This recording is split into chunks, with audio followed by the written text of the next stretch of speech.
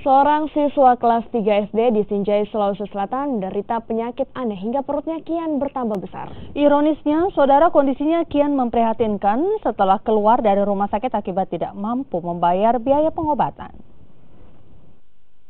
Salah satu sekolah dasar di Kecamatan Sinjai Utara, Kabupaten Sinjai, Sulawesi Selatan, kini hanya dapat terbaring lemas di rumah neneknya di Jalan Hos Cokroaminoto, Kelurahan Balang Nipa.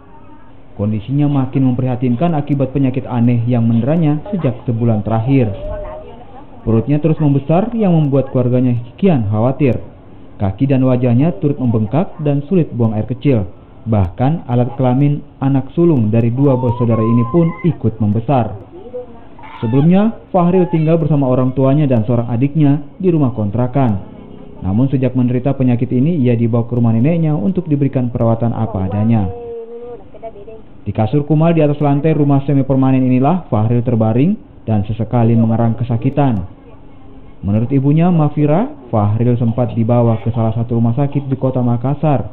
Namun akhirnya keluar paksa lantaran orang tuanya tak mampu membayar biaya pembelian obat. Jadi sudah berapa kali ceritanya ke rumah sakit? Baru satu kali, Pak. Keluar paksa karena tidak mampu bayar ke pengobatannya.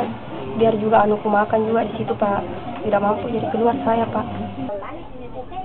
Belum diketahui jenis penyakit yang diderita Fahril, namun diduga ia menderita sindrom nefrotik atau kegagalan ginjal dalam menjalankan fungsinya.